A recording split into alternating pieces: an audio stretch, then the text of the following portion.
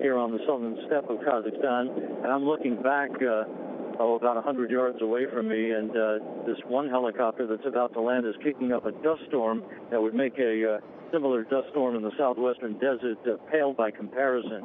But a very methodical process to extract the crew members, as they will have an opportunity for some initial medical tests in their reclining chairs before they're brought into the medical tent that is being erected nearby for early field testing, as they call it, to collect very valuable data that will be used in future long-duration space flights as the months and years wear on here.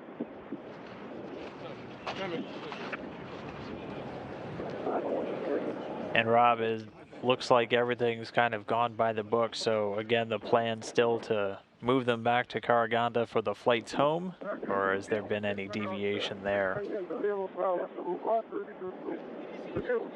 Yeah, we'll be returning to Karaganda by helicopter, 10 Russian Mi-8 helicopters, 3 of which will house the individual crew members.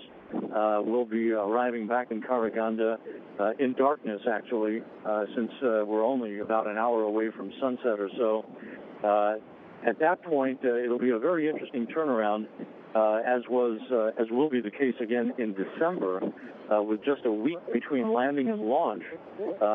Today was a day basically of rest for Alexei Ovchinin and Nick Hague down at the Baikonur Cosmodrome in Kazakhstan. Tomorrow they'll climb aboard their Sojus vehicle, the MS-10, for a final dress rehearsal fit check and other pre-launch activities that will set the stage for launch 1 week from today at 2:40 p.m. Kazakhstan time, Baikonur time, 3:40 in the morning Central Time. The second of the crew members now being extracted. We'll see who that is here in a moment. And this should be, I believe, should be Drew Feustel.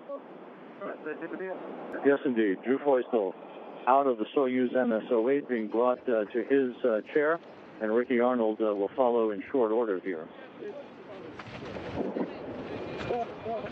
All right, and Drew out. Drew, again, the commander of Expedition 56, just wrapping up his 3rd flight, veteran previously of 2 space shuttle missions. So good to see him out of the capsule. So 2 down, 1 more to go. And again, it looks like the doctors and nurses moving in there. What exactly are they doing with the crew members right out of the chairs, Rob? Taking some initial tests of their blood pressure and some other very, very preliminary medical tests. Basically, this is very routine. There's nothing out of the ordinary about these first tests to basically get initial biomedical data.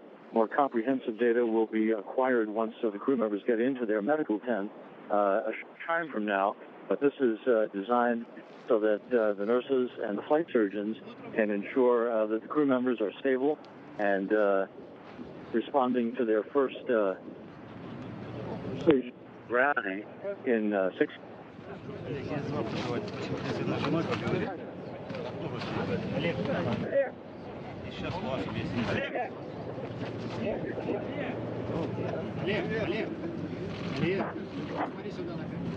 Oleg, look here.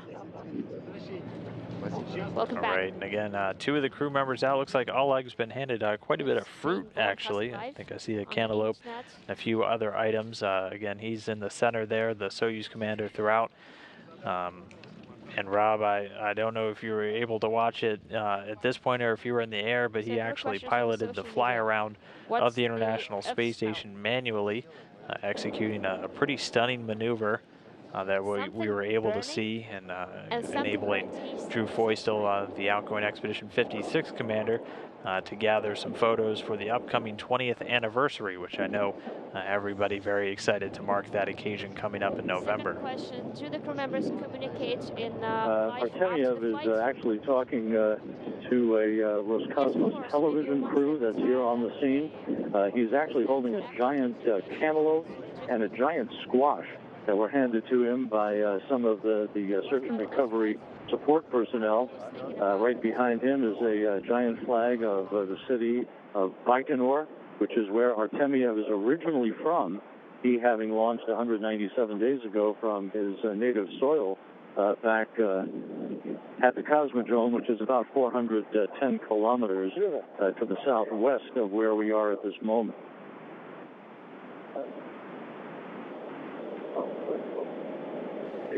And we're starting to see some more activity over by the capsule. I believe it's just Richard Arnold still set to come out.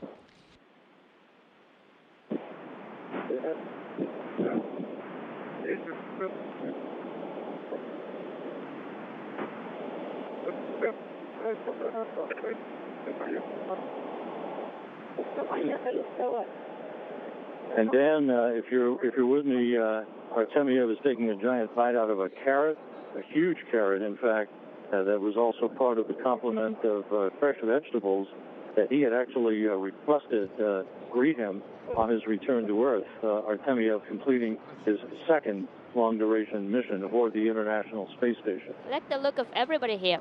And yes, Rob, we are still with you, and we actually just got the view back, so able to see Artemyev enjoying that first meal back on planet Earth.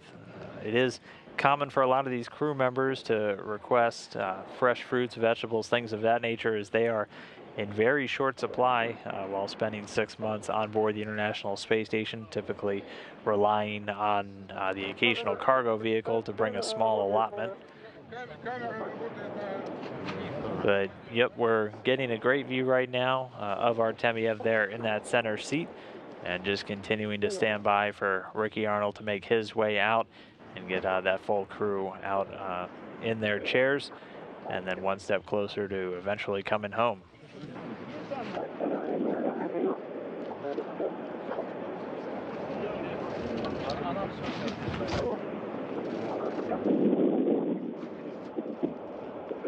And then we're probably just a moment or two away from Arnold being extracted from the vehicle.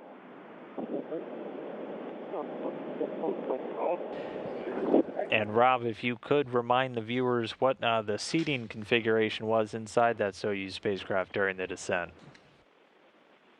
Yeah, the seating configuration was Artemyev, which is always the case of the Russian Soyuz commander, in the center seat. He was flanked to his left by board engineer number 1, Drew Feustel, the Expedition 56 commander, who handed over command of the space station less than 24 hours ago to Alexander Gerst of the European Space Agency. And on Artemyev's right was Richard Arnold, board engineer number 2, same configuration as was the case back in late March when the trio launched from the Baikonur Cosmodrome in Kazakhstan. I'm just continuously struck, Dan, and if I'm repetitive, so be it, but I'm just struck by how amazing the pinpoint touchdown, almost to the second, calculated by RSC Energia and the Math Modeling Center, the ballistics folks who calculate the descent of the Soyuz, taking into account atmospheric and meteorological conditions, making updates all the way around, and how precise the Soyuz gently came to Earth under its large orange and white parachute that is lying supine not far from here. The very, very slight breeze that has now developed here on the steppe of Kazakhstan, accentuating what a perfect day this is, and Richard Arnold now out of the Soyuz MS-08, all 3 crew members now out of their spacecraft.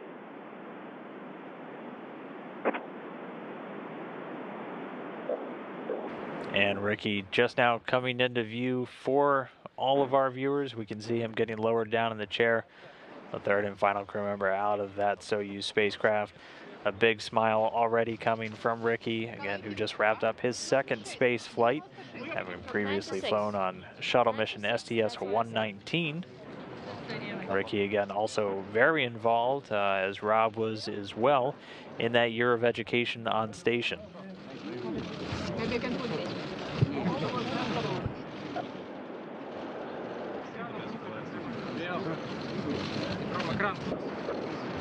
Dan, you may be, I don't know if you're getting a clear view of Drew Feustel, but he's holding up the sign that he has been famous for during his time on orbit, basically going back to Hawaiian tradition. The three crew members looking very hale and hearty. In a circumference all around us here are flags that were planted within seconds of touchdown. Not just the flag of the city of Baikonur, but Roscosmos, Russia, RSC Energia, and last but not least, the Search and Recovery Forces, the civilian agency called Rosaviatsa. And we're getting a great shot right now of Drew Feustel, the Expedition 56 commander. Just next to him, the NASA flight surgeon Joe Schmid. Now back over to Ricky Arnold. As you said, all the crew members looking hale and hearty, getting big smiles. Great to see them back on Earth after almost 200 days.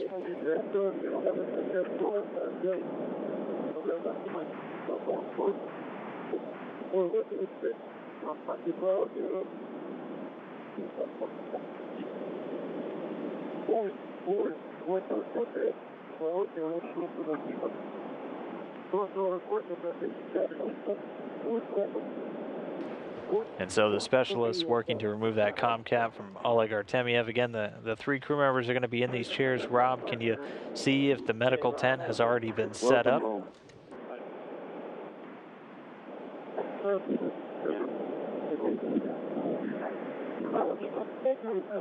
Ricky Arnold just acknowledged our presence here at the landing site with a big smile. Again, undergoing a very, very preliminary and routine medical test, as are the other two crew members, Oleg Artemjew and Drew Feustel. But it's just remarkable how quickly this whole procedure unfolds at the landing site, and how quickly the crew members are attended to by this phalanx of support personnel arriving one by one in the quick fashion. Once the helicopters saw that the Sojus was on the ground, we landed very quickly, as did all of the other personnel, and there's a huge throng on hand here. Well, I think as we typically see, the nicer weather gets a little bit more of a leisurely pace once they're on the ground, not worried about fighting the elements. But as you said, it's actually pretty close to sunset there, so I imagine they'll be moving the crew soon to the medical tent. Have you been able to spot if that's already been set up near the landing site? Yeah, Dan, they're not going to waste a lot of time here before they get the crew in the medical tent for their field testing. Clearly, we'll be flying back to Karaganda in darkness, but the whole idea here is to try to get everybody back into Karaganda and to have them split up, with the two NASA crew members boarding a NASA Gulfstream jet that flew in from Ellington Field in Houston, and then to have Oleg Artemjew fly on the Gagarin Cosmonaut Training Center aircraft back to Chkalovsky Airfield just outside of Star City, Russia, training base. We'll be on that aircraft heading back to the outskirts of Moscow just a few hours from now.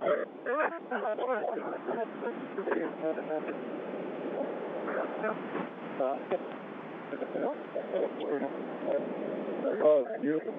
It's just beautiful.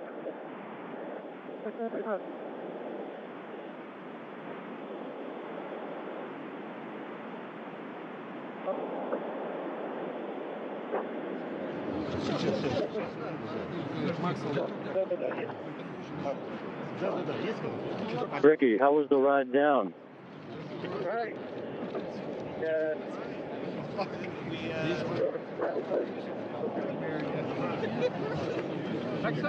Oh, 119.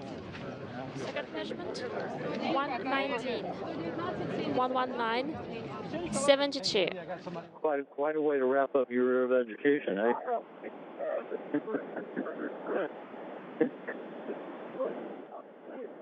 Ricky Arnold in great spirits, broad smile, describing, you probably couldn't pick it up, but describing the ride down, how while they were still in VHF voice communication with Alex Gerst on board the International Space Station.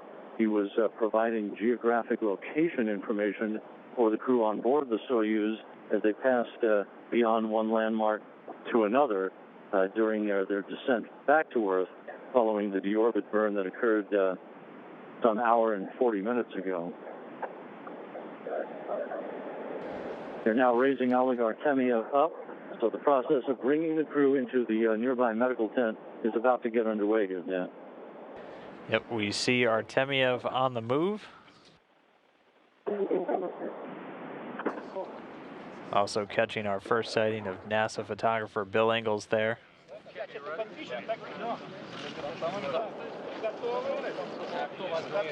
And it looks like they brought Artemjew over to the capsule first. I think he's signing it with some chalk. Signing his name to the capsule, Dan.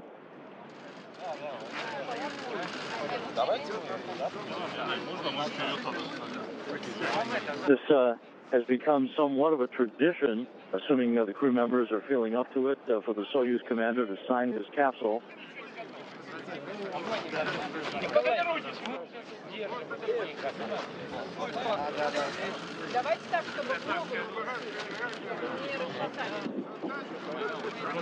Looking into the sun here, the inflatable medical tent is up, ready to accept these three crew members for a more comprehensive medical test that will take about an hour or so before the crew members are loaded into their respective helicopters for the ride back to Karaganda. It's about a 2-hour, 15-minute helicopter flight.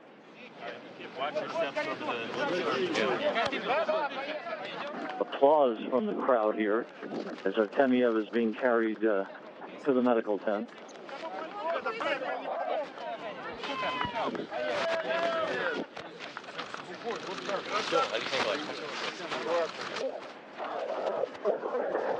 And so Artemjew being carried now, he actually wrote Spasiba in Cyrillic, the Russian word for thanks, and then signed his name. But yeah, Rob, we're getting the camera following Artemjew as he's carried, and we're really getting a good look now at just the volume of people that are there at the landing zone today. And here comes Richard Arnold, right behind Feustel, heading for the medical tent. Everything proceeding very quickly and very smoothly here at the landing site, Dan.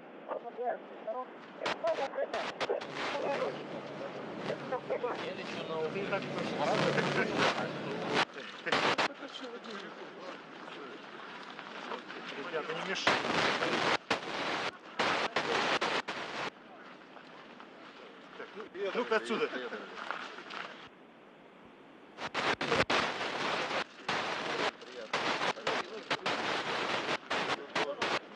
Подрос на рту. В прошлый раз было это легче.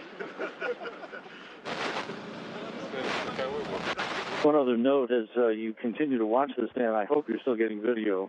Lined up one after the other right alongside the medical tent are all-terrain vehicles. This is very customary for every Soyuz landing. These all-terrain vehicles will be in play to bring each of the three crew members. Each crew member has their own ATV that will bring them to their respective helicopters so that they can nestle in and get comfortable for the 2-hour-plus ride back to Karaganda. Copy that, Rob, and we just transferred to some more video of the capsule, so please do let us know once the crew is in that medical tent for their checkouts. And we just got back, and we can see Drew Feustel making his way in, and then Richard Arnold bringing up the rear there right behind him. Right, and as we speak, they are now inside the medical tent where they'll get out of their Russian Sokol launch and entry suits into more comfortable clothing. And as we mentioned, undergo the first battery of routine post-landing medical tests so that valuable data can be collected, including that field testing that is ongoing about the body's reaction to long-duration exposure to weightlessness.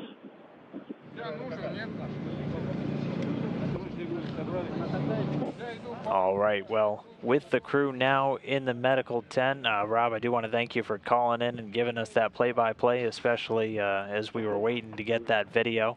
I greatly appreciate it as always, and I know your time is not done over there in Kazakhstan, so safe travels back to Moscow and then down to Baikonur for launch next week, and we'll be talking to you very soon.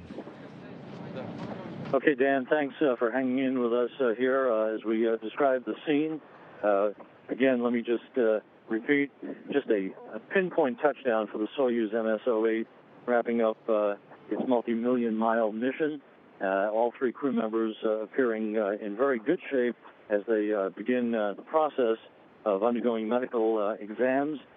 That is the precursor to their flight and our flight, actually, back to Karaganda as the post-landing operations continue. So we'll sign off here from the southern steppe of Kazakhstan. Now back to you, Dan, at Mission Control in Houston.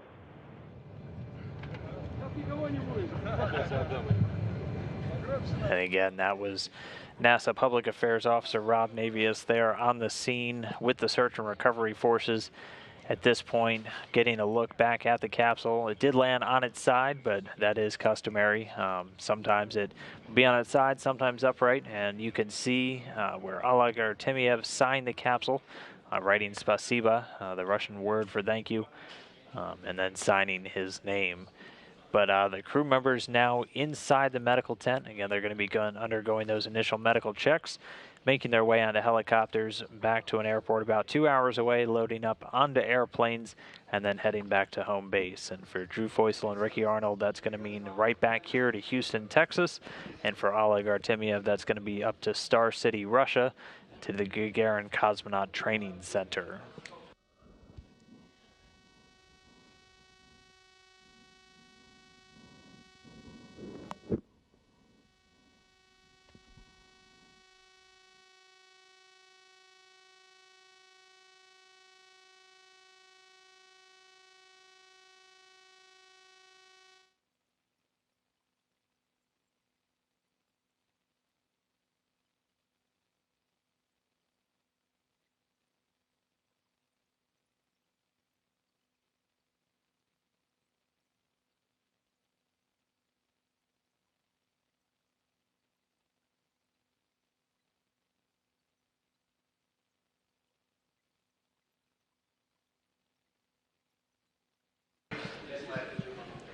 And so for now, with the crew in the medical tent, we're going to stand by for a little bit while longer, as we will sometimes get some replays from cameras that were on those helicopters, potentially showing some more views of the Soyuz spacecraft as it was descending under those parachutes. But again, just to recap, the crew members on the ground, they landed safely at 6:44 a.m. Central Time, 7:44 a.m. Eastern. Touching down just a few hours, a little over 3.5 hours after undocking from the International Space Station. Their landing brings their mission to a close, spending 197 days in space, 195 of those on board the International Space Station. The three crew members, all veterans of previous space flights. Drew Feustel wrapping up his third, Artemjew his second, and Ricky Arnold his second. But for now, we will just stand by for a little while longer and see if we can get those replays, get some more spectacular views of the capsule in addition to the one that we already had during the live coverage. And so as soon as we get a word on those, we will update you. But for now, continuing to stand by from here in Mission Control Houston.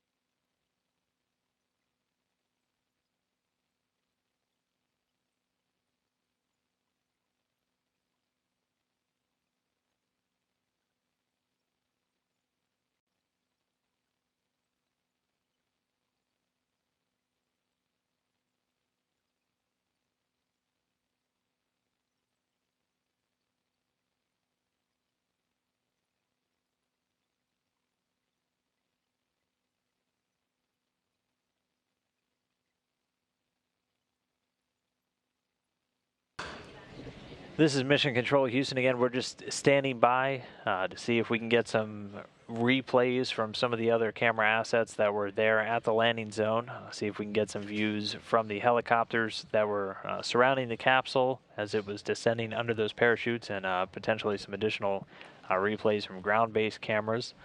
For now, though, the crew is in the medical tent there at the landing zone. They'll be in there for some additional medical checks just to make sure the crew's in good shape and give them some time to kind of stabilize as that transition from a microgravity environment back to Earth's gravity can be a little jarring for the system, so this just gives them some time to acclimate before they're loaded into helicopters and then flown about 2 hours to the northeast to the town of Karaganda, where they'll load up onto airplanes and then make their way back to home base. But again, that wrapped up 197 days in space. For one of those crew members, Richard Arnold, a former teacher, his return also wrapping up the year of education on station, or YES. That took place during the expeditions of not only Richard Arnold, but also his fellow former teacher and former expedition crew member Joe Akaba. The two astronauts use their time to reach out and talk with thousands of students and educators and live calls from space down to the ground, answering more than 1,000 questions in 64 different live connections, which is actually 5 times the number of these types of calls we do in an average year. The ultimate objective of that, just to help educators get kids excited in the STEM fields, the science, technology, engineering, and math, ultimately looking to advance all of our achievements here in America in discovery, invention, and exploration, to get students excited, to inspire them to pursue careers in those different STEM fields. So Arnold returning, wrapping up that year of education. Along with those live downlinks, they did a number of recorded demonstrations, which were called STEMonstrations, which you can always find online still at nasa.gov/STEMOnStation. And those Earth to space calls don't end with the end of the year of education on station. They will still occur. So if you want to see how you could get involved with the International Space Station in your classroom, or see some of their lesson plans or those different experiments that they did on board, including some of the experiments planned during the Challenger mission when the first teacher in space, Krista McAuliffe, was set to fly. You can always go to that website, nasa.gov/STEMOnStation.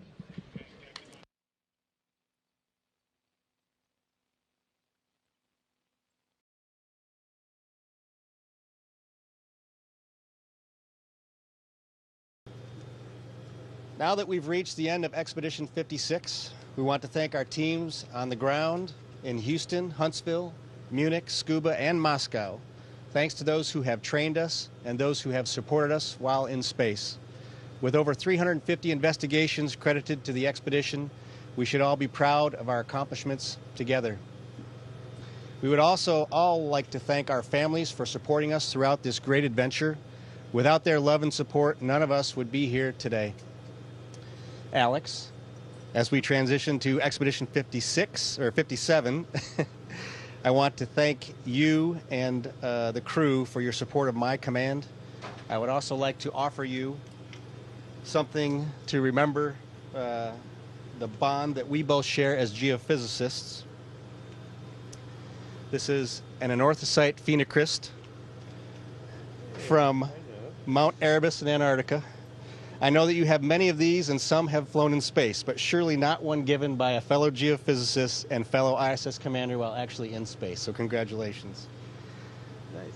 I would also like to share with you this medallion representing Expedition 56 with its symbol of peace, signifying the international cooperation in space of ISS.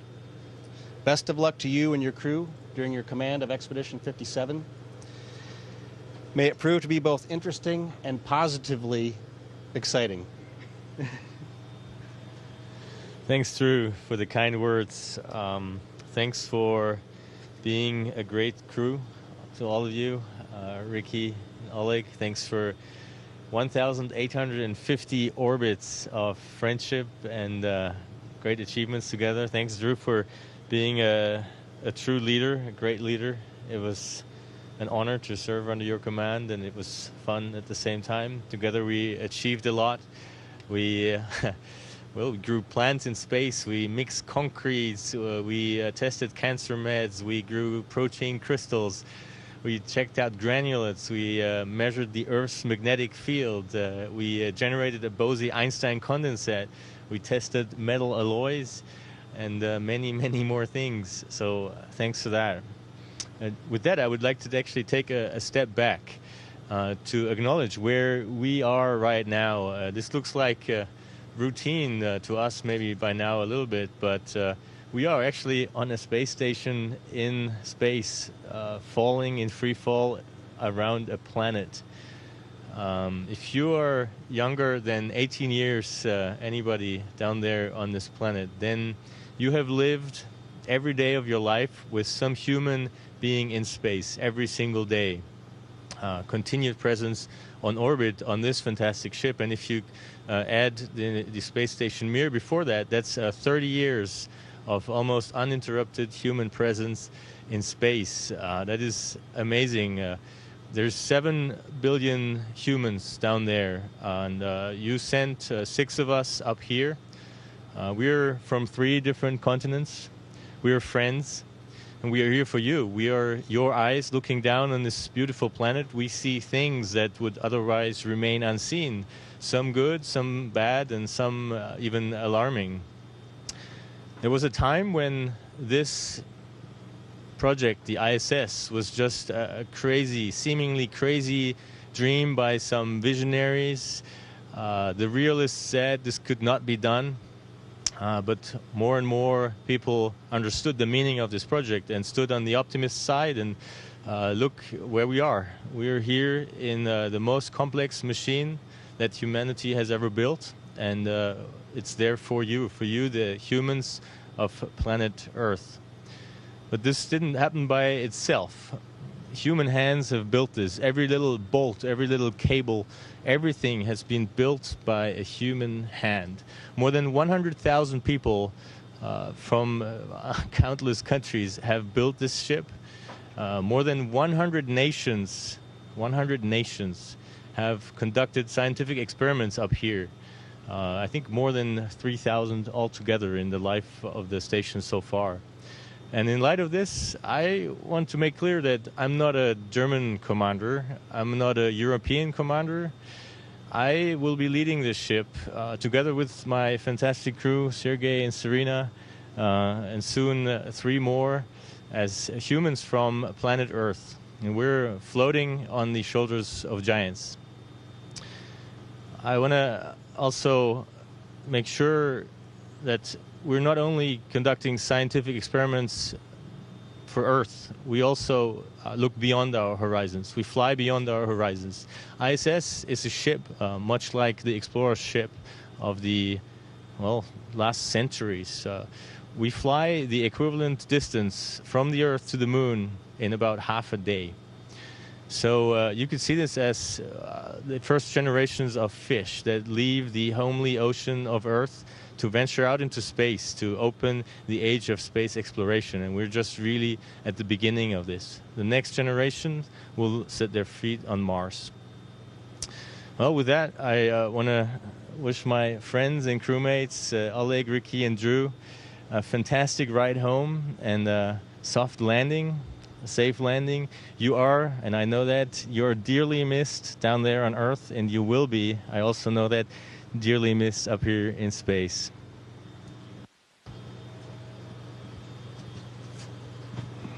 In recognition of the change of command from Expedition 56 to 57, Alex, I offer you this symbolic hatch tool key to the ISS.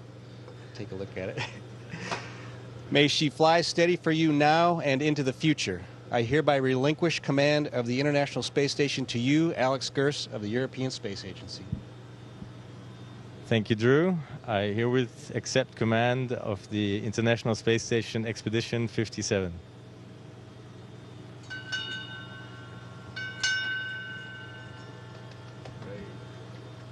Thanks, everybody down there in the control centers. Thanks for joining us. Thanks for making this possible. This is really an amazing machine. Thank thank you to each of you. The change of command ceremony is a formal passing of responsibility, authority, and accountability of command from one leader into another. As Expedition 56 wraps up its final hours, through Feustel, we celebrate your accomplishments. And for all of you, you are trailblazers for humanity and an inspiration for innovators, dreamers, and scientists for all. And Alex, I look forward to your representation of all people and all the fish and animals and everyone here on Earth and all that we represent. Hear, hear. Thank you, Houston, and all the control centers around the world.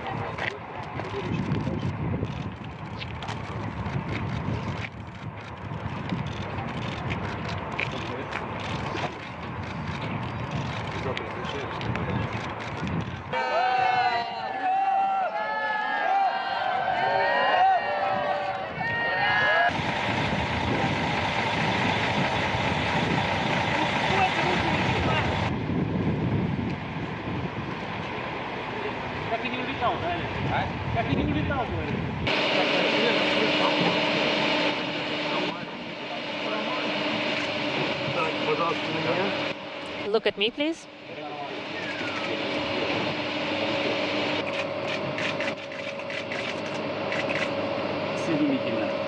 Awesome.